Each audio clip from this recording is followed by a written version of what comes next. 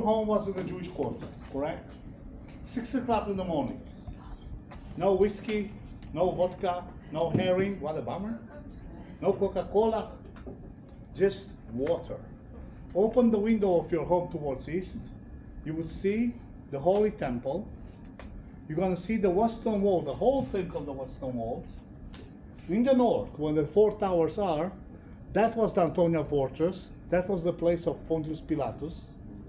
Then you have the Royal Stoa, the place that Herod received the VIP of that time. You have the bridge. You have the structure that we don't know what was the purpose. And what is absolutely interesting, that the name of the 4 gates of the Western Wall, they're very beautiful Jewish names. You're going to smile. Robinson, Barclay, Wilson, Warren. What the heck is that? Well, they're named after British or American scientists that discovered those gates in the 19th century. So here, on one hand, I said we have the bridge, and from all the subjects, I want to touch with you 2. Number 1, when I am from Transylvania, Romania.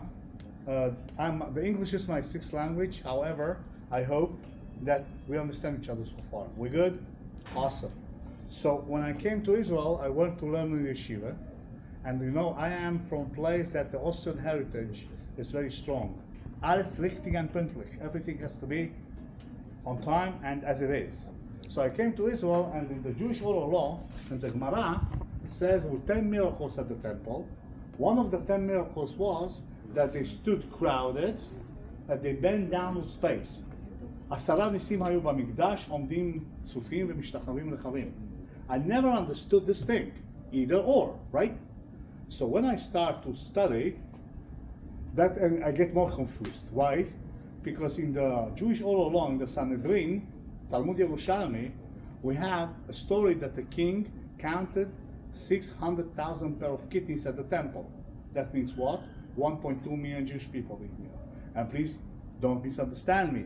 Non-Jews as well came here because, as Prophet Isaiah said, "Ki beiti beit tefillah yikarer kol ha'amim." Non-Jews could come here. Non-Jews can offer to the temple as well as the Jewish people. They can get to a certain place and not further, but that's another story. Okay?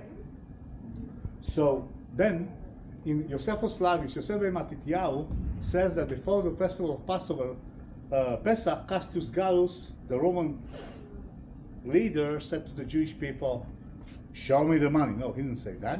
He said, "I want to know how many people coming to the temple." Why? Money. Who get the money? Rome. Now, we have a problem, because according to the Jewish tradition, we're not allowed to count our fellow Jews. May I remind you that King Saul did it, and he paid the place dearly. So the priest families, they counted the sacrifices at the temple, and they get to more than 250,000 of sacrifices. But Korban Pesach, sacrifice of Pesach, is for family or individual? Group. Family, group, right? Korban Pesach ze lehavura. So 2,000 years ago, when there was no electricity, they went to sleep early. What was the average number for family? Let's say 10, okay? Because only in the 19th century, they discovered that if you wash your hands, right? So let's say 10. 2.5 million Jewish people and maybe millions of non-Jews standing here. Think about this, my friends. Okay? Second topic. Look, as I said before, I'm very honored and I'm very happy that you came here. Good people from all around the world. The last 2-3 years were not easy for nobody. I was home for 2 years, doing nothing. Good people helped me to bring a bread to my family. And what was much more challenging, that many of my friends overseas passed away, and I couldn't go to comfort them. One of my best friends was the Chabad rabbi in Potsdam, Germany, Rabbi Nahum Pressman, that died at the age of 42. He left his wife and his 9 children on their own. And I couldn't go to comfort them. So when she came, Honey, that's her name, she came with 2 or 3 children. But what's with the others?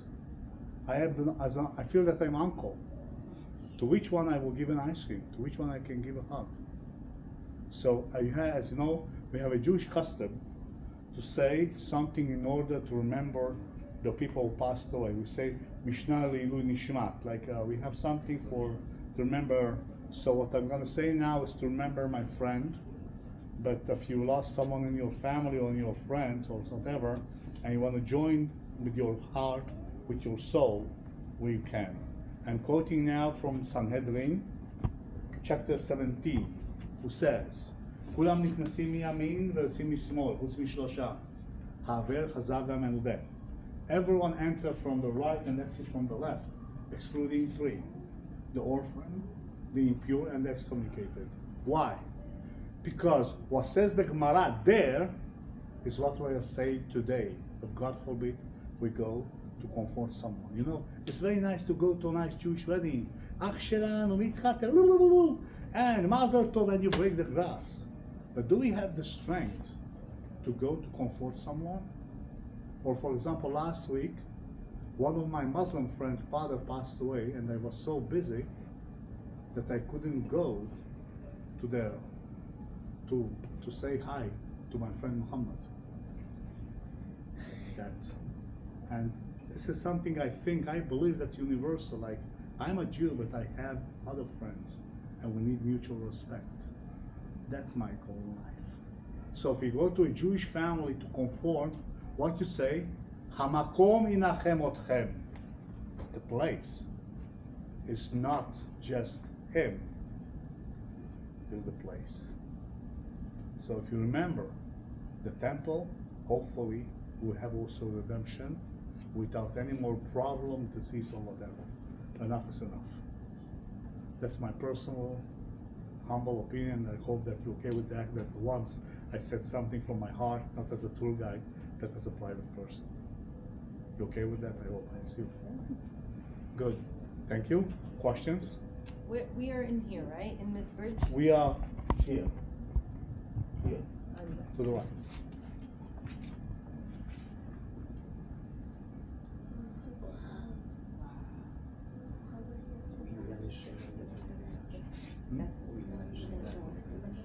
You see? What? Yeah, but what's the covered part? That's what we see.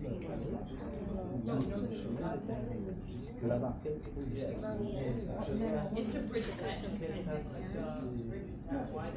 that.